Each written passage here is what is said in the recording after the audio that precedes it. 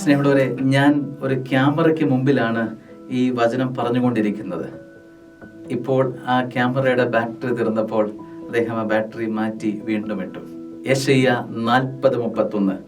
ദൈവത്തിൽ ആശ്രയിക്കുന്നവർ വീണ്ടും ശക്തി പ്രാപിക്കും, വീണ്ടും ചാർജ് ആകും. ദൈവത്തിൽ ആശ്രയിക്കുന്നവർ വീണ്ടും വീണ്ടും വീണ്ടും വീണ്ടും കൃപ പ്രാപിക്കുമെന്ന് വചനം ഓർമ്മിപ്പിക്കുക. സ്നേഹമുള്ളവരെ, വീണ്ടും കൃപ പ്രാപിക്കാനുള്ള വലിയ വഴിയാണ് ദൈവത്തിൽ ആശ്രയിക്കുക എന്നുള്ളത്. ഒരു ബാറ്ററി ഡ്രെയിൻ ഔട്ടായി വീണ്ടും അത് ചാർജ് ആകുമ്പോൾ വലിയൊരു പ്രവർത്തനത്തിന് അത് ശക്തമായി മാറുകയാണ്. മൊബൈൽ ഫോൺ അതിൻ്റെ ചാർജ് തീരുമ്പോൾ നമ്മൾ വീണ്ടും ചാർജ് ചെയ്യുന്നു.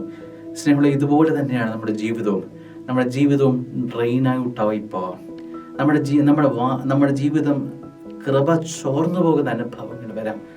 തീർന്നു പോയ ഈ ജീവിതത്തെ വീണ്ടും കത്തി ജ്വലിപ്പിക്കാൻ പൊന്നു കർത്താവിന് പറ്റും. വറ്റിപ്പോയ ജീവിതത്തിന് ഉടമയാണോ നീ?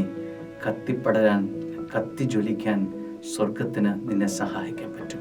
വലതുകരം നീട്ട്, ദൈവത്തിൽ പൂർണ്ണമായ ആശ്രയിക്ക്. ദൈവം നിന്നെ ശക്തിപ്പെടുത്തും. നിന്റെ ജീവിത അനുഭവങ്ങളെ, കുടുംബ അനുഭവങ്ങളിലെല്ലാം ഈ പരിശുദ്ധാത്മാവിന്റെ വലിയ ജ്വലനം നിറയട്ടെ. ആമേൻ.